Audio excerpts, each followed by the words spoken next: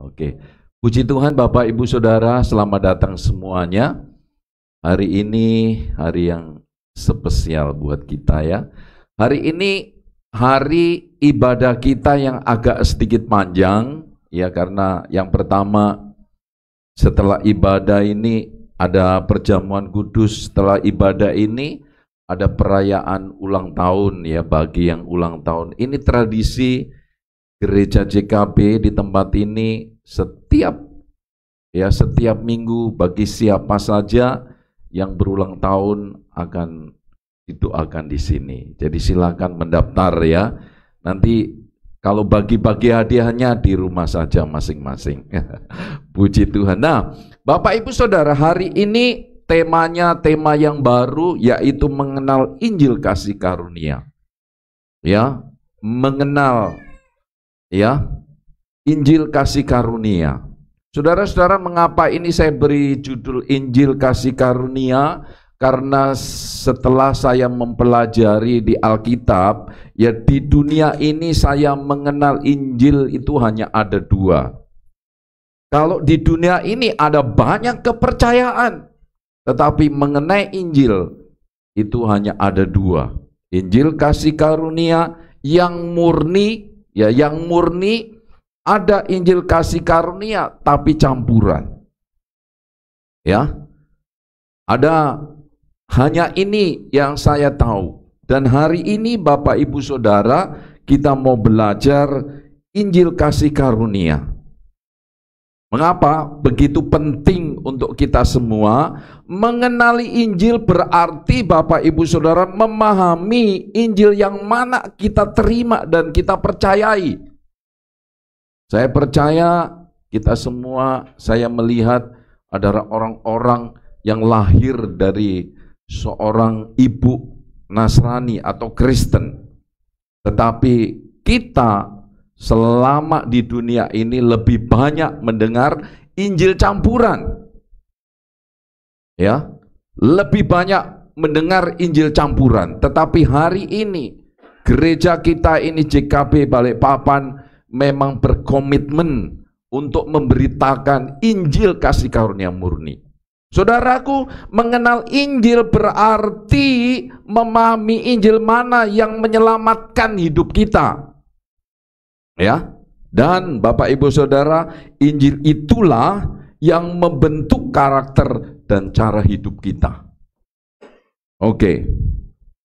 Kenapa? Karena kitab Lukas, saudaraku, mengatakan Injil adalah kabar baik mengenai kehidupan, pengajaran, kematian, dan bangkitnya Tuhan Yesus dari kematian untuk menyelamatkan umat manusia.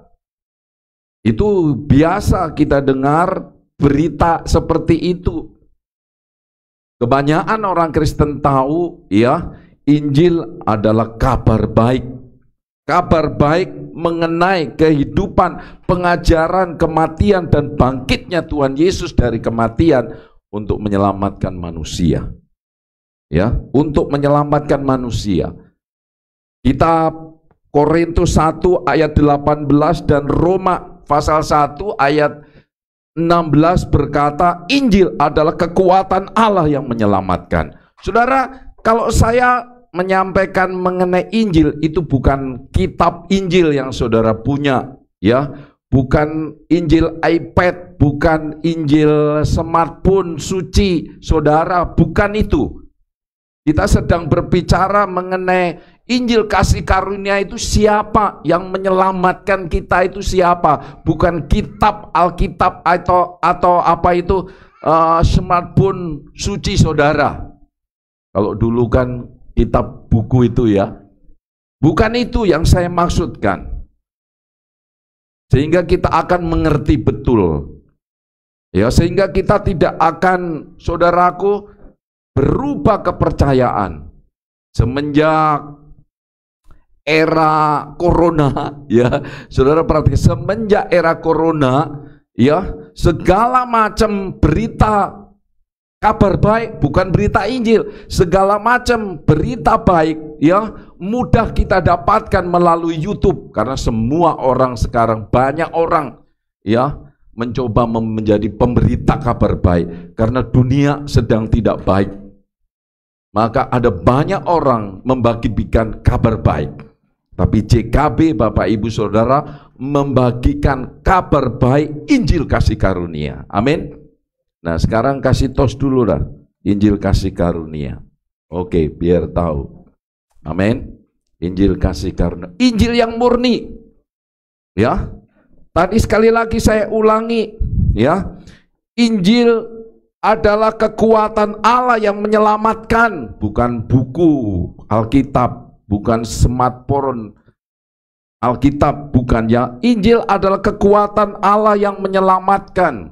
Kisah Para Rasul, saudara-saudara, pasal 20 ayat 4 adalah Injil itu adalah Injil kasih karunia Allah.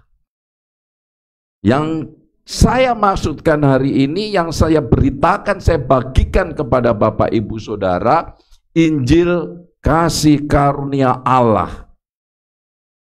Bukan Alkitab Injil, ya, bukan kabar baik yang dari dunia ini. Oke? Injil yang kumaksud adalah kitab ini. Nah, ini baru mari kita baca bersama-sama. Injil yang saya maksud adalah Injil ini. Kita baca 2, 3. Sebab hukum Taurat diberikan oleh Musa, tetapi kasih karunia dan kebenaran datang oleh Yesus Kristus. Injil kasih karunia yang saya maksudkan pagi ini adalah Yesus Kristus yang datang ke dunia ini dan kebenaran yang diberikan untuk kita semua. Oke? Alkitab Bapak Ibu Saudara yang saudara pegang itu adalah tulisan biasa, gak ada ngaruhnya, gak ada kekuatannya. Yang dimaksud oleh Alkitab Bapak Ibu Saudara, Injil yang menyelamatkan itu adalah Yesus Kristus yang datang, ialah kasih karunia itu sendiri dan kebenaran. Sekali lagi yang saya ulangi, Injil kekuatan Allah yang sanggup menyelamatkan saudara dan saya. Injil kasih karunia yang menyelamatkan saudara dan saya, bukan Alkitab yang saudara pegang. Yang dimaksud adalah Yesus Kristus yang mati di kayu salib. Amin. Yang dimaksud adalah ini, kasih karunia dan kebenaran datang oleh Yesus Kristus. Ya, amin. Itulah dia. Jadi manusia diselamatkan oleh kasih karunia, oleh pemberian yang dimaksud di dalam ayat ini. Ya. Tadi menjelaskan siapa itu kasih karunia adalah Yesus Kristus, bukan buku saudara. Ya, kasih karunia yang saya maksudkan sekali lagi saya beritakan kepada saudara adalah Yesus Kristus sendiri. Di dalam kitab Efesus ini mengatakan demikian, sebab karena kasih karunia kamu diselamatkan oleh iman, itu bukan hasil usahamu, tetapi pemberian Allah, itu bukan hasil pekerjaanmu. Jangan ada orang yang memegahkan diri. Itulah Injil kasih karunia Bapak Ibu Saudara yang saya maksudkan. Injil yang menyelamatkan, Injil yang berkuasa, Injil kasih karunia yang diberikan dengan gratis kepada kita. Ya. Saudara, Tuhanlah yang menyelamatkan kita ketika Dia mati di kayu salib. Tuhanlah yang mengampuni hidup kita ketika Dia mati di kayu salib. Tuhanlah yang menghapuskan segala dosa dan kejahatan kita oleh pencurahan darahnya. Bukan buku itu maksudnya, tapi Yesus Kristus yang datang, ya, yang membawa, yang memberikan kasih karunia dan kebenaran. Kebenaran itu kebenaran. Amin. Artinya apa? Keselamatan, pengampunan dosa, saudaraku, pembenaran, pengudusan, pengangkatan saudara sebagai menjadi anak Allah itu diberikan oleh Allah, itu inisiatif Allah. Dia memutuskan memberikan kepada kita, bukan karena menurut ayat ini tadi Bapak Ibu Saudara, bukan karena perbuatan kita, kesalehan kita, atau apapun namanya. Tidak ada andil sama sekali, kita diselamatkan oleh Tuhan. Dan itu diberikan kepada kita. Itulah Injil kasih karunia. Ya. Artinya apa? Untuk mendapatkan pemberian gratis keselamatan yang dari Tuhan, ya, kita tidak perlu membuktikan bahwa diri kita benar, kita tidak membuktikan bahwa kita baik dengan segala pemberian kita tidak perlu membuktikan betapa baiknya, betapa rajinnya kita beribadah dan lain sebagainya. Ya, tidak perlu. Sebelum kita lahir, Yesus sudah memberikan keselamatan yang sempurna, kehidupan yang kekal itu kepada kita. Amin.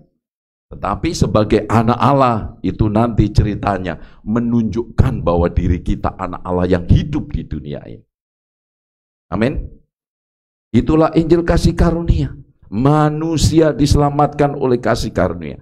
Saudara, kita mau mengerti kasih karunia itu. Nah, saya carikan ada beberapa pengertian ketika saya mempelajari hal ini. Kasih karunia adalah chen, bukan ini bukan bahasa Cina ya, chen, tapi Ibrani, yaitu kemurahan hati, penerimaan.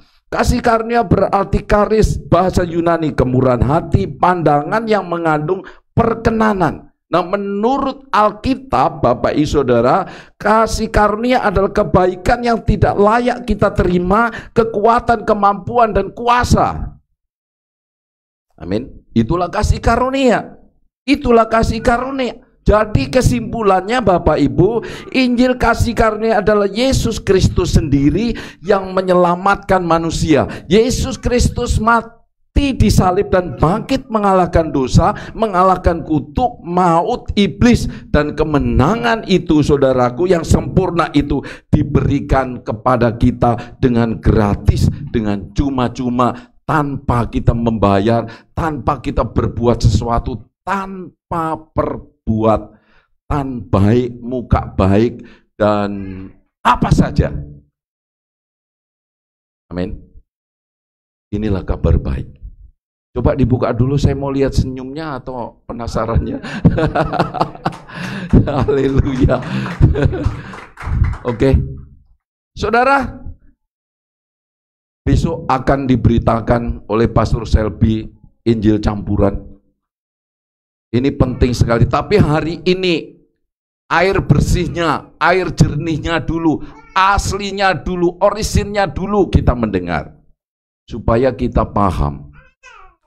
Saudaraku, perjalanan iman Kristen itu, ya, Yesus dimulai dari Yesus mati di kayu salib, membereskan persoalan manusia semuanya.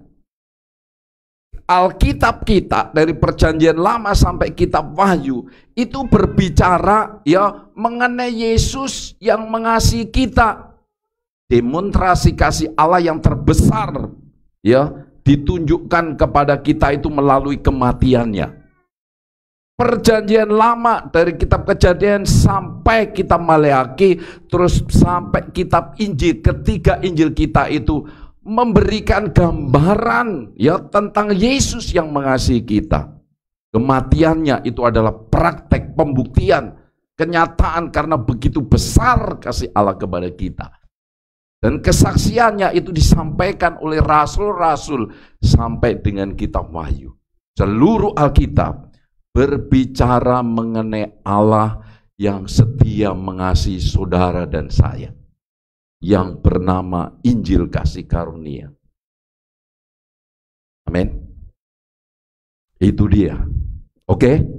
Kita lanjutkan. Sekali lagi, Yesus Kristus mati disalib dan bangkit mengalahkan dosa, saudaraku, mengalahkan kutuk, mengalahkan maut dan iblis, dan kemenangannya yang sempurna itu diberikan dengan gratis, dengan cuma-cuma kepada semua manusia. Itu diberikan dengan cuma-cuma, artinya kita mendapatkannya tanpa membuktikan melakukan apapun di dunia ini. Dia sudah memberikan kepada Bapak, Ibu, Saudara. Saudara bukan lagi orang yang ditindas oleh dosa. Saudara bukan lagi orang yang hidup di bawah kutuk macam-macam. Saudara bukan orang yang hidup di bawah hukum lagi, bahasanya itu. Ya, tetapi saudara adalah orang-orang yang dilahirkan oleh kasih karunia, kemudian dibesarkan oleh kasih karunia, dan diakhiri atau berakhir dengan kasih karunia. Amin. Amin. Haleluya. Ini memang tidak biasa. Kalau Injil campuran itu begini, saudara. Saudara diselamatkan. Setiap orang Kristen ngerti. Ini sedikit aja. Setiap orang ngerti, ya. Saudara diselamatkan oleh apa? Kasih karunia. Plus, kalau Injil campuran itu plus, maka engkau harus mentaati seluruh perintah Alkitab yang jumlahnya 613, baru saudara diselamatkan. Tapi kalau saudara gagal satu aja, maka saudara hidup di bawah kutuk alias tidak diberkati. Itu Injil campuran. Injil kasih karunia adalah segala keselamatan, kebaikan, pengampunan dosa, pembenaran, pengangkatan, menjadi anak Allah. Itu semua pemberian Allah gratis kepada kita tanpa embel-embelnya, tanpa tambahan ini dan itu. Itu murni. Tapi itu besok aja supaya kita ngerti, ya, campurannya, ya. Besok aja datanglah. Gitu. Minggu depan, bukan sekarang. Kalau saya beritakan semua, nanti besok tidak datang. Ini sedikit iklan. Penting, saudara. Ya ada banyak orang seperti ini yang mendengar, taatlah supaya engkau diberkati. Kalau engkau tidak taat, di bawah kutuk dan lain sebagainya. Itu Injil campuran. Kristus Yesus datang tidak untuk membuat nambahin beban kita yang hidup di dunia ini sudah berat. Ya, tidak nambahin rantai, ya, tidak nambahin namanya kutuk beban lagi. Dia justru datang ke dunia ini melepaskan rantai gembok-gembok yang membelenggu hidup saudara. Itulah Injil kasih karunia. Itulah Kristus datang ke dunia ini. Saudara, saya mau buktikan, saya mau tunjukkan. Kita kembali kepada Injil kasih karunia. Firman Tuhan menyatakan sudah 2020 tahun yang lalu Yesus turun dari tahta anugerah penuh dengan anugerah Bapaknya, memperlihatkan dirinya untuk memberikan kasih karunia demi kasih karunia kepada manusia. Ya, itu sudah 20 tahun yang lalu, sebelum kita lahir, sebelum nenek kita berpacaran. Ya, sebelum orang tua kita merancang hidup kita, ya, dia sudah melakukannya, ya, memberikannya, ya, dan itu semua diberikannya. Saudara-saudaraku, itu dilakukannya. Sang Yesus, sang kasih karunia datang untuk mengasihi kita tanpa syarat, tanpa akhir, tanpa melihat latar belakang bahasa, tanpa melihat suku kita dan warna kulit dan rambut kita. Semuanya dicintai oleh Tuhan. Amin. Yang lurus seperti saya, yang pirang seperti itu, ya kan? Ada juga yang keriting seperti yang di sana. Ya, ada yang mata sipit, di sini ada mata sipit. Ya, yang mata belok, semuanya dicinta Tuhan. Amin. Semuanya dicinta Tuhan. Ya, Yesus datang untuk semua orang. Tidak pandang bulu, tidak pandang apapun latar belakang kita. Ya, apakah kita seorang yang baik atau tidak baik? Apakah kita seorang yang nakal bahasa anak-anak atau seorang laki-laki yang bejat? Tidak peduli, saudara-saudaraku, semuanya dicinta, disayang Tuhan. Tunggu dulu. Tunggu dulu. Nanti saudara akan mendengar bagaimana orang yang jelek di dalam Injil campuran. Tapi hari ini saya mau tegaskan, dia mati mengasihi saudara semuanya. Nah, tos kanan kirimu, kalau saudara sedang duduk dengan suamimu, ternyata suamiku yang gagah ini dicinta Tuhan, gitu ya. Bilang sama istrimu, jangan sungkan-sungkan ya. Dikasih tos dulu suaminya, lihat, pandang matanya, ya. Haleluya, ya, pandang, ya. Ya, itulah dia. Tadi saya sampaikan, Injil macam apa yang saudara percayai akan membentuk saudara. Allah sendiri mengasihi kita apa adanya, tidak pandang bulu, tidak pandang latar belakang. Nah, kalau Injil itu yang kita percayai, Injil itu yang tinggal di dalam diri kita, Injil itu yang menyelamatkan diri kita, maka saudara pun mampu memandang, menerima pasanganmu apa adanya. Amin. Haleluya, itulah Injil maksudnya. Itulah sebabnya kita sulit menerima pasangan kita, sulit menerima anak kita, karena Injil yang saudara percayai mewarnai, membentuk gaya pandangmu, gaya terimamu terhadap suami atau istrimu atau anakmu. Saudaraku, Injil Yesus Kristus, Injil kasih karunia, mengasihi, menerima kita apa adanya. Amin. Itulah Injil. Dan kita bisa menemukan Allah menyatakan Injil kasih karunia-Nya dan meneguhkannya dengan tanda-tanda ajaib yang diberitakan oleh Rasul Paulus di dalam Kisah Para Rasul 14 ayat 3 dan Kisah Para Rasul 20 ayatnya 24. Saudara-saudaraku, kita baca ayat ini ya, supaya kita tahu akan hal ini, Injil kasih karunia yang jelas-jelas. Oke, kecil sekali tapi saya bacakan di sini. Paulus dan Barnabas tinggal beberapa waktu lamanya di situ. Mereka mengajar dengan berani karena mereka percaya kepada Tuhan, dan Tuhan menguatkan berita tentang kasih karunia-Nya. Lihat ini, berita atau Injil tentang kasih karunia-Nya dengan mengaruniakan kepada mereka kuasa untuk mengadakan tanda-tanda dan mujizat-mujizat. Tetapi aku tidak menghiraukan nyawaku sedikit pun, asal saja aku dapat mencapai garis akhir dan menyelesaikan pelayanan yang ditugaskan oleh Tuhan Yesus kepadaku untuk memberi kesaksian tentang apa? Injil kasih karunia. Saudara, Rasul Paulus sendiri, saudara, setelah melihat, mengalami pribadi perjumpaan dengan Yesus yang kasih karunia itu, ya semuanya dibuang. Kepercayaannya yang lama, keyakinannya yang lama itu dibuang. Bapak Ibu Saudara, dianggapnya seperti sampah saja. Kemudian dia terima kasih karunia murni, dan itu disampaikan, diberitakan kepada bangsa-bangsa lain, bukan Yahudi. Untuk apa? Supaya dia tahu, itulah zamannya Injil kasih karunia. Itulah sudah waktunya manusia perlu mengerti keselamatan itu bukan dikejar, bukan diupayakan. Pengampunan segala berkat yang dari Tuhan itu sebenarnya diberikan kepada manusia dengan cuma-cuma yang bernama kasih karunia. Haleluya. Amin. Inilah Injil kasih karunia, saudara, yang kita hidupi. Itulah yang ditunjukkan oleh Tuhan Yesus saat Yesus berdatang di dunia ini. Dia bergaul dan makan bersama orang berdosa untuk menyatakan dan memberikan kasih karunia kepada kita menurut kekayaannya. Yesus telah menunjukkan itu kepada kita, Bapak Ibu Saudara. Yesus telah menunjukkan itu, dan kita bisa menemukan Allah menyatakan Injil kasih karunia-Nya dan meneguhkannya itu ketika Rasul Paulus memberitakan itu. Ya, Yesus sendiri memperlihatkan kemurahan kasih karunia-Nya kepada kita dengan memberikan perbandingan. Saudara-saudara, dengan memberikan perbandingan seperti ini. Kalau orang tua jasmani jahat saja bisa memberikan yang baik bagi anak-anaknya, ya, apalagi Bapa Surgawi memberikan pemberian yang baik bagi siapa saja yang memintanya. Saudara, dia tunjukkan, dia bandingkan seperti itu.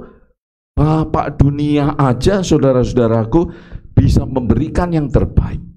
Dan Tuhan Yesus yang kasih karunia sangat murah hati membagikan kasih karunia-Nya yang berlimpah-limpah kepada orang berdosa. Bahkan lebih royal pemberiannya itu daripada orang tua dunia ini. Luar biasa.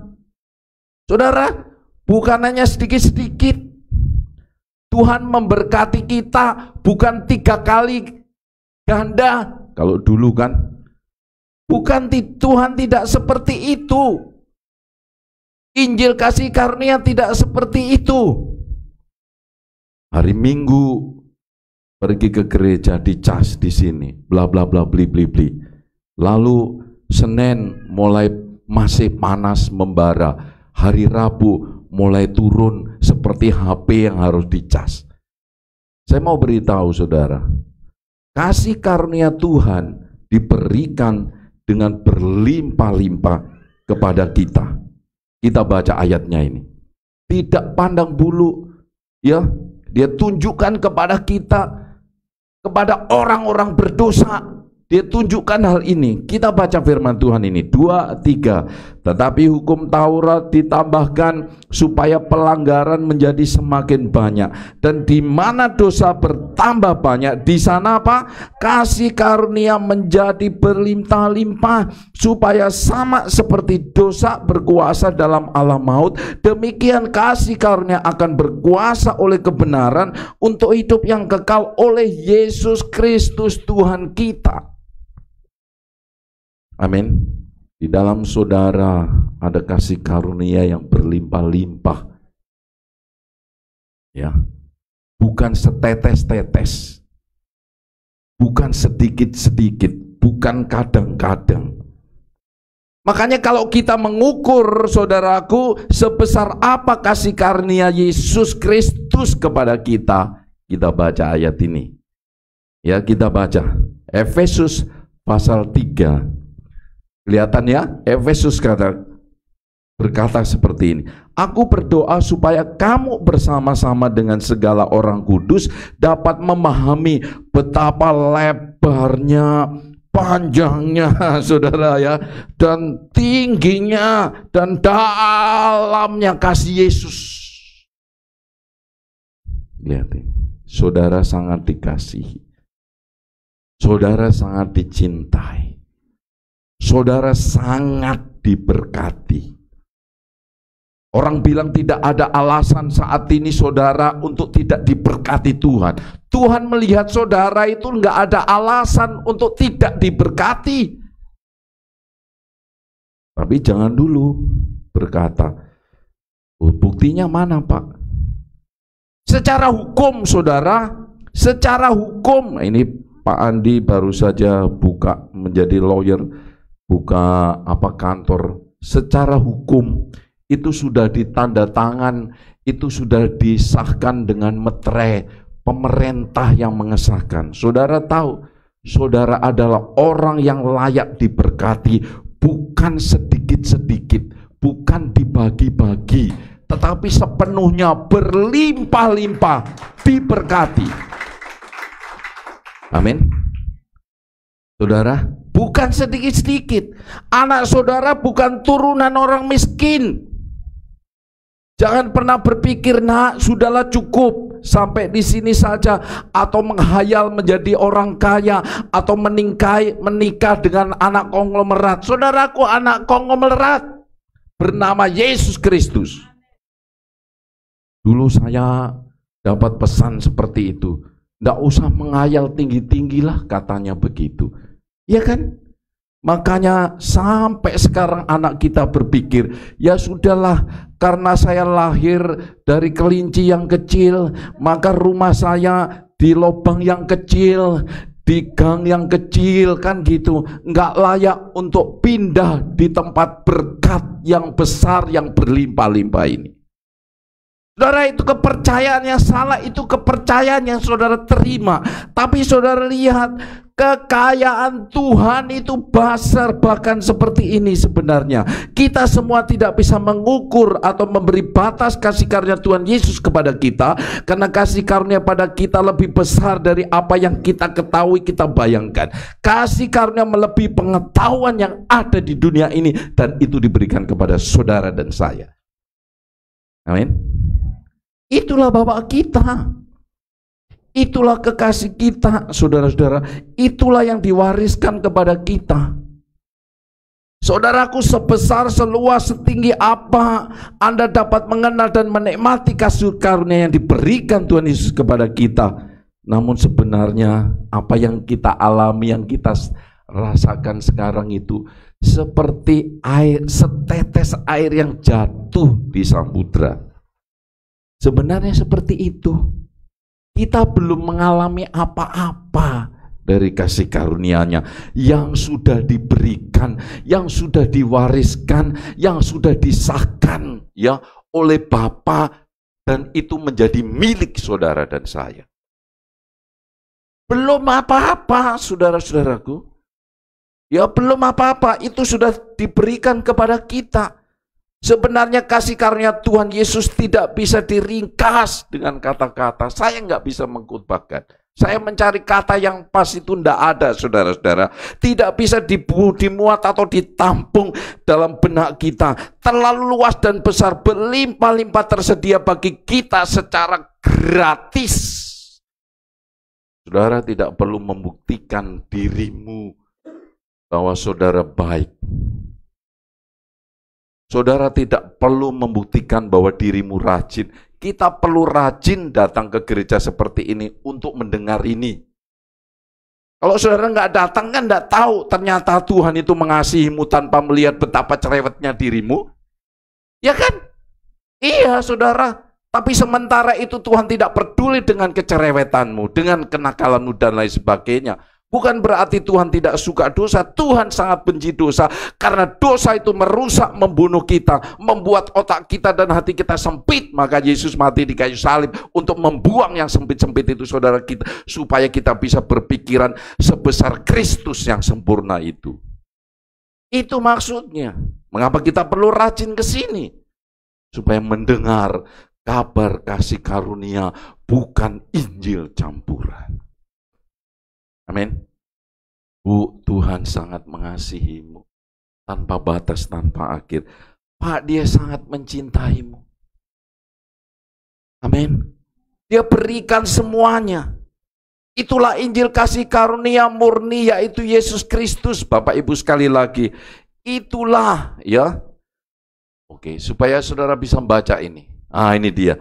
Itulah Injil kasih karunia murni, yaitu Yesus memberikan keselamatan sempurna. Keselamatan sempurna itu, ya saudaraku, keselamatan saudara sudah ditempatkan di sebelah kanan Allah Bapa. Ya. Keselamatan yang sempurna, saudara sudah diampuni meskipun saudara belum lahir. Ya. Saudara diselamatkan dengan sempurna, berarti saudara di dunia ini bukan yatim piatu karena bapakmu adalah Allah sendiri. Saudara bukan orang yang miskin, fakir miskin karena kekayaan Kristus itu diberikan kepada saudara. Saudara tidak perlu lagi berdoa dengan minta idina sirotol mustaqim, tunjukkanlah jalanku, karena saudara sudah dibawa masuk ke surga. Sudah didudukkan di sebelah kanan bersama Kristus. Itu keselamatan. Tempat itu sudah di-booking oleh Kristus bagi kita. Saudara tidak perlu lagi mencari atau berdoa, Tuhan selamatkanlah aku, masukkanlah aku ke dalam surga. Saudara sudah dimasukkan. Kalau saudara berdoa seperti itu, saudara sama dengan minta istrimu, ayo menikah denganku, sementara saudara sudah menikah. Amin. Saudara itu sudah menikah, maksudnya yang sudah menikah ya. Kalau belum yang minta. Seperti Pastor Selby dan Ibu Lista sudah menikah. Oh sayangku, marilah menikah. Hah? Apa yang kau bilang? Bukankah aku sudah suamimu dan aku istriku? Kenapa engkau mesti berdoa seperti itu? Saudara sudah ada di dalam surga. Namamu, fotomu sudah ada di sana. Amin. Dan itu tidak akan pernah berubah dan pindah tangan. Itu hebatnya orang yang percaya Injil kasih karunia. Itu hebatnya orang yang menerima Kristus itu sebagai Tuhan dan Juru Selamat. Amin. Nah, itulah ayatnya, saudara, kita baca ini. Nah, ini dia, 2-3. Sebab karena kasih karunia kamu diselamatkan oleh apa? Iman. Itu bukan hasil usahamu, tetapi pemberian Allah. Itu bukan hasil pekerjaanmu. Jangan ada orang yang membanggakan diri. Saya ulangi itu begini. Sebab karena kasih karunia kamu diselamatkan oleh iman. Itu bukan kegagahanmu, kecantikanmu, bukan harta warisanmu, bukan kelakuanmu yang baik. Itu pemberian Allah. Yang hanya, sekali lagi saya ulangi, yang hanya bisa diterima, bisa terrealisasikan bagi kita itu dengan iman. Bahasa dunia ini hanya dengan percaya saja. Kok enak betul? Ya enak, namanya kasih karunia. Kasih karunia itu hadiah. Kasih karunia itu pemberian gratis, tidak perlu beli. Kalau saudara ulang tahun, hari ini saya dapat hadiah. Ya, ulang tahun pastor ya. Kalau sudah dapat hadiah kan tidak beli. Ya seperti itu kasih karunia. Ya seperti itulah Kristus mati, saudaraku, di kayu salib itu untuk memberikan semua apa yang dia punyai. Bahkan rumahnya sendiri yang bernama surga itu diberikan kepada kita. Yes. Haleluya. Ini harusnya berita Injil yang disampaikan oleh seluruh dunia yang gelap, yang gelisah dan ketakutan. Kristus memberikan itu, dan syaratnya kita terima hanya satu saja, percaya. Tidak lebih, tidak kurang. Amin. Tahukah saudara, Yesus memberikan kasih karunia-Nya pada kita sebesar apa? Sebanyak kekayaannya sendiri. Bukan menurut pikiran kita. Kalau kita gagal, ya kan? Kalau kita tersandung, kalau kita lagi panas hati bertengkar dengan istri, maka kasih karunia itu berkurang. Tidak, saudara. Menurut kekayaannya, menurut kasihnya, menurut kelimpahannya, menurut sifatnya Tuhan. Bukan menurut sifat kita, bukan menurut ukuran manusia. Orang bilang kalau kita, mati kita berdosa nih, maka kasih Tuhan kita menjadi berdosa. Tidak seperti itu. Kasihnya kepada Tuhan itu menurut dia sendiri. Kita bacalah, ya kan, Pak Pendeta ini banyak omong gitu kan. Nah, kita bacalah, oke? Lalu kalau saudara sudah melihat ini, kemudian rame-rame, haleluya, persorak dapat hadiah, yes, gitu. Kita baca, 2-3, supaya pada masa yang datang, Ia menunjukkan kepada kita kekayaan kasih karunia-Nya yang berlimpah-limpah sesuai dengan kebaikannya terhadap kita dalam Kristus. 1, 2, 3, rame ya, yes. Wah, cuma 3 orang yang bilang yes. Padahal saya melihat para miliarder di sini. Aduh, tapi yang yes menerima. Berarti ini masih ragu-ragu ini. Masih ragu-ragu ini. Gimana ini Bapak Ibu Saudara ya? Ya, padahal Yesus itu sudah mati 2020 tahun lalu. Dengan kematiannya, saudaraku, dan pencurahan darahnya, pemberiannya itu sudah disahkan. Ya, pemberiannya itu sudah diberikan kepada kita, Bapak Ibu Saudara, sudah resmi. Yang hanya kita menerima bisa menjadi realita dalam hidup kita, itu kalau kita percaya, terima dan percaya. Terima dan percaya. Nah saudara, apakah saudara mempercayai Injil yang murni seperti ini? Amin. Apakah saudara bisa melihat kasih Tuhan yang luar biasa ini? Apakah Anda diselamatkan oleh Injil yang murni seperti ini? Atau setiap kali saudara dikejar-kejar, dituntut-tuntut untuk mengerjakan banyak hal, membuktikan untuk supaya bisa menerima keselamatan alias bukan hukuman yang dari Tuhan. Sementara Tuhan sudah memberikan dengan cuma-cuma. Menunjukkan bahwa saudara hidup dengan Injil yang lain. Loh Pak, memangnya ada Injil yang lain? Ada saudara, coba kita tunjukkan nih. Ya, bukalah kitab Galatia pasal 1 ayat 6 dan 7. Ya, ada saudara-saudara. Ya, ini dia, betul ya. Nah, mari kita baca. Ternyata ada, gitu loh. Dan itu sudah beredar sepanjang hidup kita, sepanjang saya hidup menginjak di sini. Tiap hari saya dengar Injil campuran ini. Bukan tambah membebaskan, tambah membingungkan saya. Coba kita baca 2-3. Aku heran bahwa kamu begitu lekas berbalik dari Dia yang oleh kasih karunia Kristus. Stop dulu. Ya kan di situ kan ada kasih karunia Kristus. Jadi kitab Galatia ini memperingatkan, membuat heran jemaat yang ada di Galatia. Aku itu heran loh kepada kalian semua itu. Loh, kamu itu loh diselamatkan oleh Injil kasih karunia. Dari awal dilahirkan, dibesarkan, diberkati, dipelihara, dilindungi oleh kasih karunia. Kepada jemaat Galatia dikatakan seperti itu. Tapi saudara lihat, ya, dikatakan di sini, telah memanggil kamu dan mengikuti suatu Injil lain yang sebenarnya bukan Injil. Ya. Jadi memang ada Injil lain, saudara-saudara. Nah, itu nanti yang akan dijelaskan. Ya. Lihat ini. Jadi sekarang ini, selama ini saudara hidup, ya, dibesarkan, dilindungi, ya, kemudian makan Injil apa? Ya.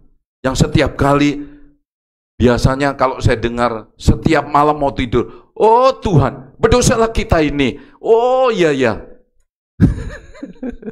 Dia malam berdosa terus. Ya kan? Lu Injil yang mana? Itu jelas bukan Injil kasih karunia. Karena Injil kasih karunia mengatakan demikian, aku mengampunimu, ya, sejauh timur dan barat ku lemparkan dosamu. Walaupun semerah kemiji ku jadikan putih, ku lupakan, aku tidak mengingat dosamu. Tapi setiap malam mau tidur supaya tidak mati di dalam dosa, ya kan? Selalu berdoa begitu. Siapa itu? Karena kita hidup, kita tinggal, kita percaya Injil campuran.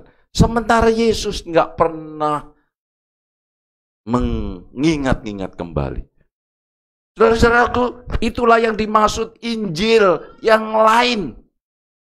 Ini baru bocoran saja. Injil yang lain. Ya, Tuhan tidak memberikan Injil campuran. Tuhan tidak memberikan, saudaraku, pamrih ketika menyelamatkan, ketika mengangkat saudara untuk menjadi anaknya, ketika memberkati saudara. Dia Tuhan kita setia, tidak ada pamrih. Dia memberikan dengan cuma-cuma, gratis, gratis, dan gratis bagi saudara dan saya. Amin.